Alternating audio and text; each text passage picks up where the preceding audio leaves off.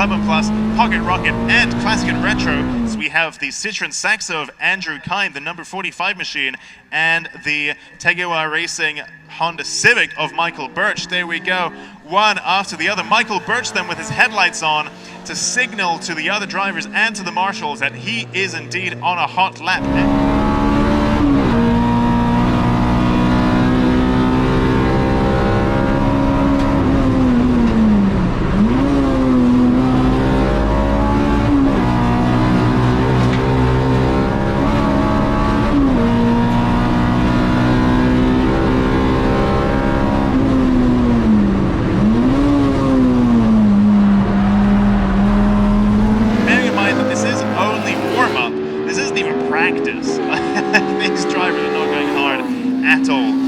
Shouldn't be anyway. They would be prudent not to be, because it's just not worth the risk. You know, there are no points on the line. Absolutely no sense in pushing hard right now then.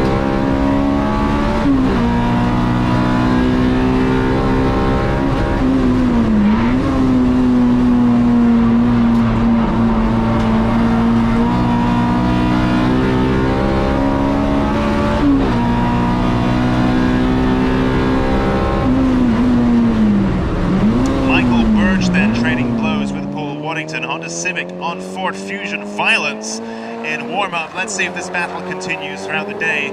Quite possibly so. These are two of our front runners, the Michael Birch machine of Tegiwa Racing, of course, having massive pedigree behind it. Very fast thing indeed. And these newcomers, these upstarts in the Ford Fusion, throwing the rule book completely out of the window. They don't give a damn about the form book. They are here in this Ford Fusion, and they are here to throw down some very fast laps. So it'll be interesting to see how that battle develops through the season. Checkered flag is out. And for those of you following along at home, if you are interested, there we go. Here, oh my God, moving around loads is Michael Birch in that Honda Civic EK. Headlights ablaze. He is really disregarding. You know, all that stuff we're saying about don't go hard in warm-up. Warm-up is warm-up. Well, I don't think Michael Birch really was listening to any of that, but you could just see that slip as he was bouncing through this track. Again, as I mentioned, it's a very uneven circuit indeed. Michael Birch then, let's see if he goes any faster. He does a personal best sector 3. He doesn't go faster overall. But he does do a personal best sector 3, and you could just see that just from watching from the cameras, watching from the track side. If you were lucky enough to be there, he was really going for broke through that sector there.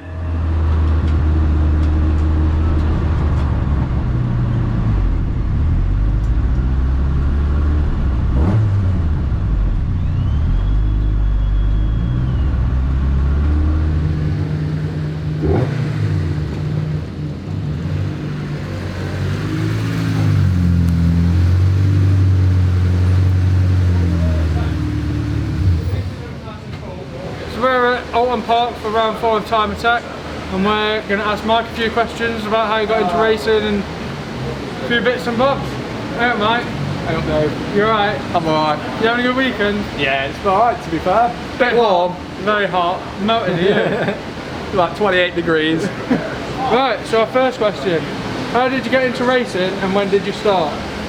Well, I've done a couple of track days, you know, a few years ago. And then I did a session of Run What You Brung for Time Attack last year in a EP3, Honda Civic EP3. So after that I got the bug, I suppose, and I decided to build my own car over winter of last year, ready for the 2021 season. So what is it like with the EK platform that made you go for that chassis, and what would you race next if you were given the choice? I had an EK9 a few years back, so I always loved the EK chassis. It's a brilliant chassis. Like you can't beat Honda handling in a way. For a little hatchback, they take some beating, they really do. So obviously I've got a K20 in it now. Started off its life as a 1.4 Civic, so come from 90 horsepower to a 260. So we can see that you're running Yellow Speed Racing coilovers. What kind of difference do they make to the car? The coilovers, these are premium competition, so they're not really a road-friendly coilover in the slightest. So you certainly wouldn't nip to Tesco in this car anymore unless you want all your eggs smashing and stuff. But yeah, on track they feel incredible. They are valve spring rated, you know, with track driving in mind. We've paired the yellow speed coilovers with the yellow speed brakes as well. Takes a bit of getting used to them, I must admit, because I've got no ABS, that being the main thing here. So you can lock them up easy. Maybe they're a little bit overkill at the moment. I've got a Pagid RS29 padding. I think it could be a little bit of overkill, so maybe I'm going to change to a almost less aggressive / less good pad, just because it might suit the chassis a little bit better. Because there's a fine line between braking hard and locking up, and yeah, it's like that much difference between the two. So you can imagine you can lock them up quite easily. I'm gonna have a little mess about with the bias valve as well and see. So other than like your brakes and suspension, is there anything else? Like what are the main things you've done to the engine to get you 260 brake? Obviously you can see you've got your skunk tube plan. Yeah, so skunk tube, intake manifold, a QET fuel rail, Grams Performance 550cc injectors, skunk tube velocity stack with a custom made bit of pipe, I suppose. Nothing fancy about the intake really. Tegiwa 70mm throttle body, and then for cooling we've got Tegiwa radiator, and that's about it. I mean, inside the engine, completely stock bottom end. Valve train, we've got skunk to Ultra 1 series cams with Pro Series XP valve springs and titanium retainers.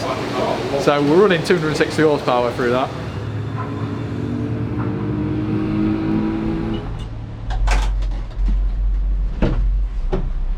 Been out 5%, yeah. Yeah.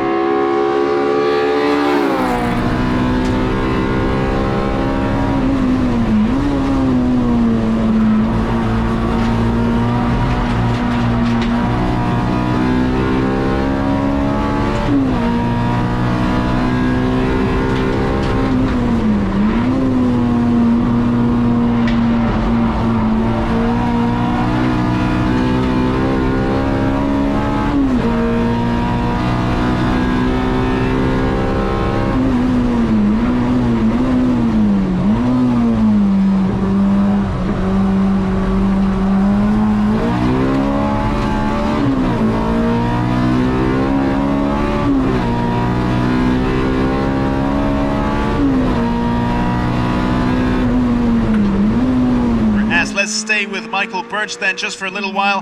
Here we go into Hislops then, again up on 3 wheels, and now round into Knickerbrook he goes. Now onto the long, fast and scary section where you've got to try to keep your right foot planted and string this together and not end up in the trees. Here goes Michael Birch then. Here you can just see that car really moving around over these bumps.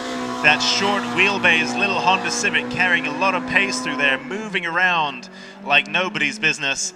Michael Birch managing to keep everything together. This is the only Tegiwa Racing car, machine here today, with the Honda NSX of Luke Sandziakowski having been sidelined for today after engine troubles.